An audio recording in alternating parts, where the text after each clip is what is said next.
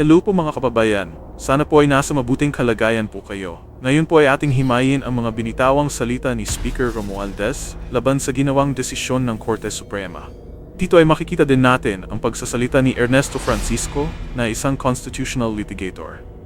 Ito po yung una na sinabi ni Speaker Romualdez na ang Kongreso lamang ang tanging mag-initiate ng impeachment proceedings, which is tama naman siya, pero ang dating kasi sa sinabi niya ay parang ang Kongreso ang may karapatan magdesisyon sa isang impeachment. Let us be clear. The Constitution says the House of Representatives shall have the exclusive power to initiate all cases of impeachment. That power is not shared, not subject to pre-approval, and not conditional. The Constitution says the House has the power to initiate impeachment cases, not impeachment proceeding. There's a distinction there. Yes, What cases. what the Constitution says merely is that an impeachment case should initiate from the House. And if it's a valid impeachment, and it does not violate the one-year bar rule, the House should file it, transmit it to the Senate. It's as simple as that. Ang pangalawa ay yung pag-archive nila sa tatlong impeachment na isa palang violation din dahil wala ito sa rules of impeachment. On February 5, 2025, the House transmitted the fourth impeachment complaint, filed and signed by 215 members to the Senate.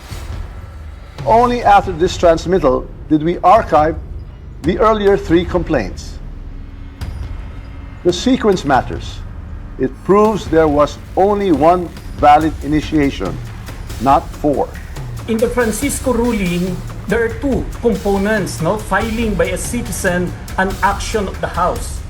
It was it was on February 5, 2025 when the House acting as a plenary did not act on the first three impeachment complaints that they are deemed dismissed. In fact, even the word archiving, it's not in the rules of impeachment.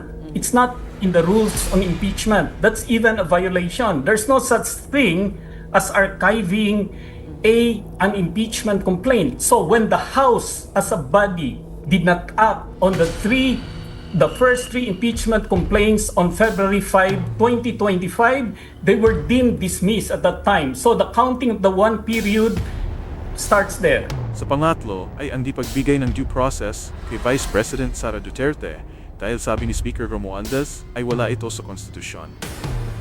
The court also said the Vice President was denied due process because she was not furnished a copy or given a chance to respond.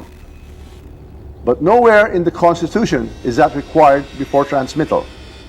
In fact, in all past impeachments, the trial and the right to be heard take place in the Senate. The Francisco ruling is incorporated in it. There's notice, hearing. That's the essence of due process. And lastly, and very important, it says on the last page, rules of procedure. The rules of court shall, as far as practicable, apply to impeachment proceedings before the House. What is the rules of procedure? That's the rules that govern all court proceedings. And almost all rules, every rule in that rules of court provides for due process. Filing of a complaint, filing of an answer, period when to do certain things, that is due process. Dito naman sa pang-apat ay sinabi ni Speaker Romualdez na ang Korte Suprema ay nagdagdag ng panibagong rules na unfair daw sa Kongreso. To invent new rules now and apply them retroactively is not just unfair, it is constitutionally suspect. That is wrong because the House rules on impeachment provide that already. What the Supreme Court did was only to lay it down clearly, step by step. What's my basis for this? The House rules on impeachment, the Francisco ruling is incorporated in it. At ang huling sinabi niya o pwedeng babala ito laban sa Korte Suprema.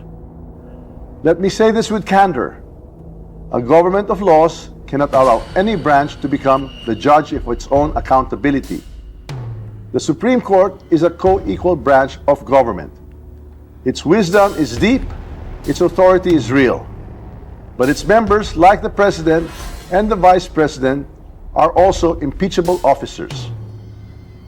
When the court lays down rules for how it or others like it may be impeached, it puts itself in the dangerous position of writing conditions that may shield itself from future accountability.